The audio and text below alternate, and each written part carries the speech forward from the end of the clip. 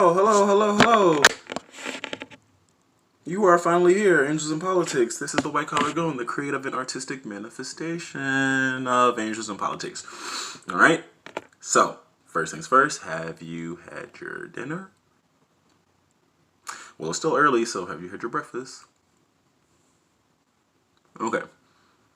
You should get on that. Make sure you drink plenty of water, hot water with lemon maybe. All right, and if you want to take it up to a new level, add a little bit of apple cider vinegar, Bragg's from the mother, and a little bit of black seed oil in the morning. First thing in the morning when you haven't had anything to eat. Apple cider vinegar, hot water with lemon, a little black seed oil. If you want to sweeten it up, maybe throw in a little honey. But that's good for the inflammation. It's good for the tummy, the body, and really everything. So good thing to start that off, and maybe wait for a little while, unless you have a condition, but maybe wait for a little while before you have your first meal. We call the term is breakfast, but if you break it down, it is break fast. Breakfast or break fast.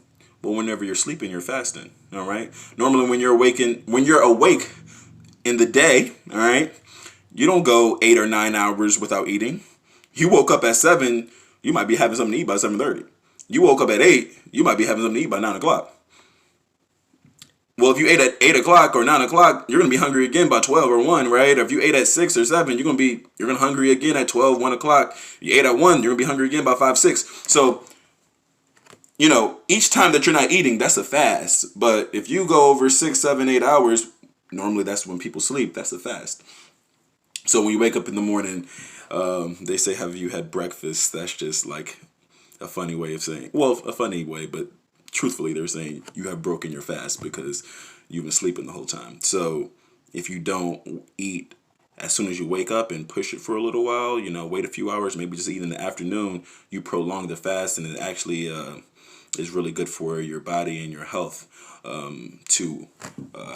You're going to be hungry for a little while, but it adjusts your body to be able to utilize the strength and its nutrients that you already have, and it's just all around. It's just all around a healthier perspective and a healthier life for you if you can kind of balance, not necessarily restricted eating, but time restricted eating within windows. Extending the fast, drinking, consuming a lot of water, having a healthy lifestyle based on activity, being active. You don't have to run up the mountains in Denver, Colorado to be healthy. You don't have to go, kayaking in Salt Lake City, Utah to be healthy. You know what I'm saying? So it could be just walking in the neighborhood. It can be jumping rope, skipping rope in your garage. It could be you playing with your toddlers on the floor, rolling around, and just engaging with them. All right. So whilst I was in Thailand, 2014. All right. So that's like 5 years ago. It was funny. My students, they weren't too keen on me. If you really want to hear that story, you need to read my work, First Daughters. But they weren't really too keen. They didn't. I wouldn't say they didn't like me. No, they didn't like me initially, or by the end of the term, they still didn't like me. But I learned a lot from them, and a lot of the things that they were saying is directly in alignment, and it corresponds with what my friends or colleagues or peers told me back home. And it's crazy, or I feel like it's interesting, because Thailand is on the other end of the world, right? And nobody who speaks Thai honestly doesn't know. The girls or the the students that I interface with and the people I interface with in this small town of Thailand had no recognition or no thought process, nothing to base off what they think Americans are like or what people in America are like, other than the few Disney movies that they see over there, right? So for them to meet me, and they had spent every day with me, Monday through Friday, it's funny, they got to know me. Maybe they got to know me more so than they wanted to. Maybe they got, things were personal, and not in a bad way. It was actually really good. I thought it was a good way, because I'm transparent and I'm talkative and I'm open. But when they really got to figure out, or when they got to see who I was, I don't know if they were necessarily too happy about it, but they gave me constructive feedback. To me, I would call it the feedback constructive, because I mean, it was their truth based on what they saw. So I have this word here, and I've written it down, and I want to circle it.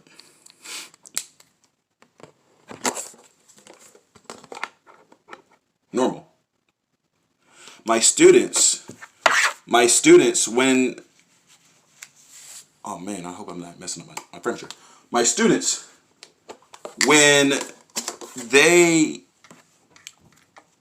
saw me, of course, they looked at how I looked and said, well, you're not necessarily normal because we've never seen a black person before. Or some of them have literally never seen a black person in their life. Okay?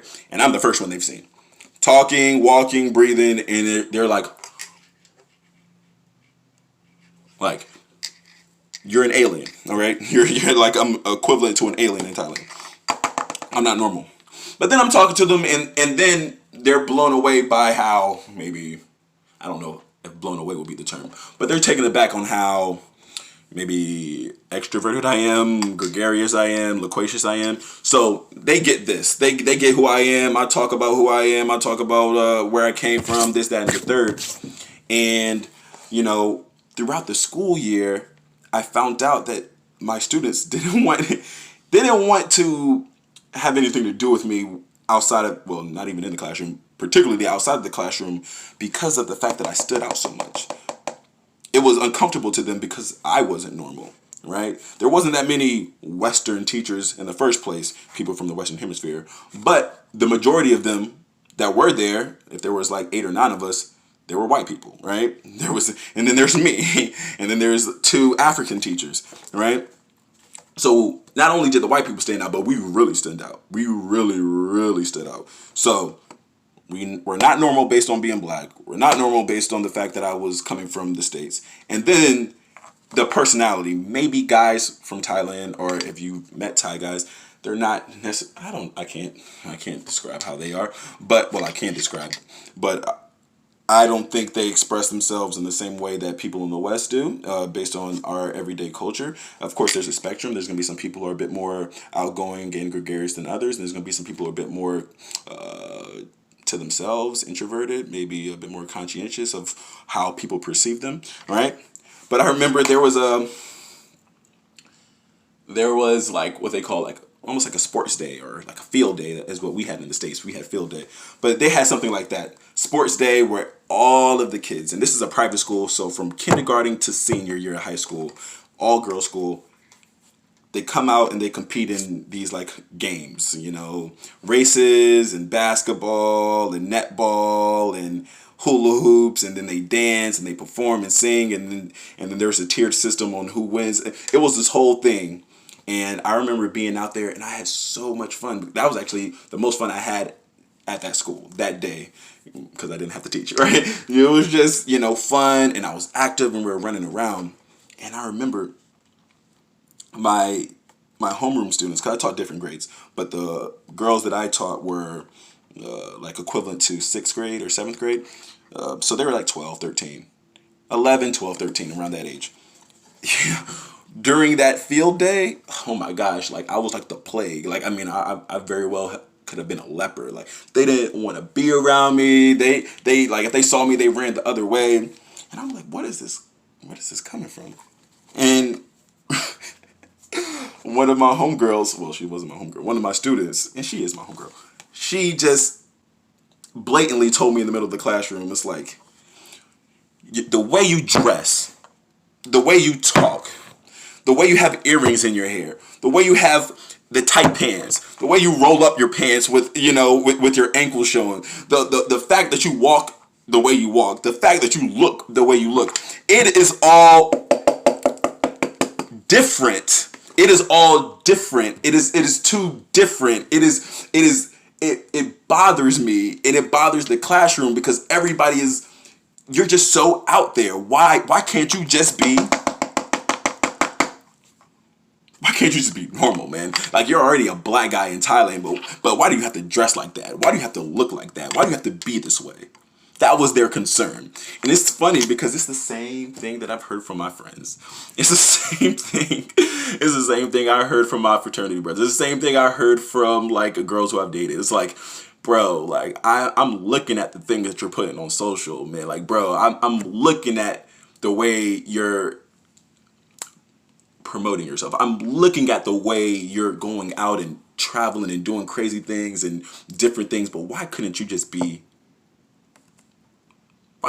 normal, dude? Like why do you have to be like, why do you have to be wearing the clothes? And like, why can't you just wear regular pants and talk to the camera in a regular way? Why are you like, white collar gooning, dry humping the floor, licking your, like, why do you have to be this way? Like, when everybody's rapping this way and you got your own flow and you do, like, why can't you just be normal? When people are wearing like foam posits and Hirachis and Griffies and they're focused on the whatever NBA 2K, like why are you so different? Why are you wearing this? Like why do you cause so much attention? Why do you bring so much attention to yourself? And the reason why my students felt this way and my friends felt this way and my parents feel this way is because it affects them.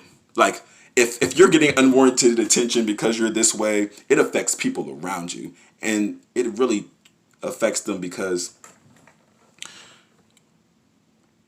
insecurities. They're insecure. They're insecure because they're worried about what other people will say about them. So my students, and of course at that age, you're young, you're a teenager, and fitting in and assimilation and an adaptation, that's like the biggest thing in school. Groupthink is the biggest thing in school. You don't want to stand out. You don't want to stand on your own 2 feet. You don't want to put your ideas out there. So by me being so myself unapologetically, it concerned it concerned my students, it concerns my friends, it concerns my colleagues.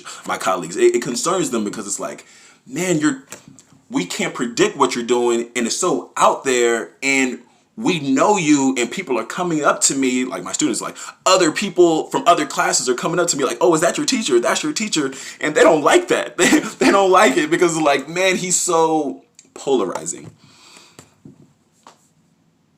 Embrace that. Embrace your difference. You are unique. I'm talking to you because you are unique. You're very unique. And the more that you figure out who you are and push to be who you really are, you're going to transform your life and you're going to transform the lives of people around you. Right now, there's people who still don't get it, of course, right? And that's okay, but they will. Trust the process. Develop your process. SOS. That's your own system of synthesis.